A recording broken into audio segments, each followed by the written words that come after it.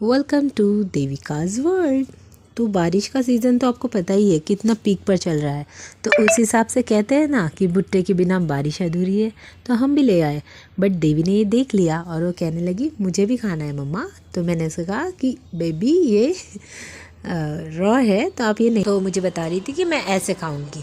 जब ये छोटी थी तब इसे इतना समझ में नहीं आता, लेकिन जब से ये 1.5 साल की हुई है तो टोडलर्स का तो आपको पता ही है कि कैसा होता है कि हर चीज़ उन्हें खाकर देखनी है, फिर वो खाने की चीज़ हो या ना हो। और यहाँ पर मैं उसे बता रही थी कि इसे बेबी कॉर्न कहते हैं, तो मेरी बातें रिपीट कर रही थी और यहाँ पर वो बोल रही थी बेबी। फिर मैंने सोचा अब बना भी देते, तो फिर मैं गई बनाने और ये मैंने जैसे ही स्टार्ट किया तो लकीली बारिश आ गई।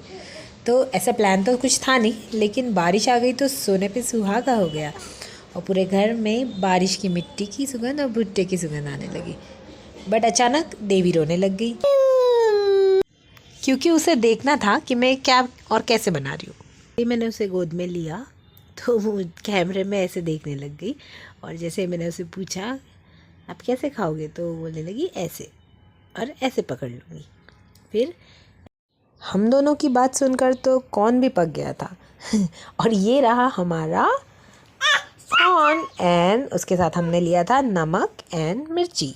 तो जिस चीज़ के लिए वो इतने देर से रो रही थी उसने वो छोड़कर तो सबसे पहले नमक और मिर्ची ही ट्राई किया और ये था उसका रिएक्शन। और इसके बाद तो वो थोड़ी देर तक मेरे पास ही नहीं आई और यहाँ पर पूरा फिनिश ही होने वाला था, आप देख सकते हो। और तब उसे लगा कि मम्मी कुछ मज़ेदार खा रही है, तो मुझे भी ट्राई करना चाहिए और बच्चों को तो नई चीज़ें ट्राई करनी ही चाहिए।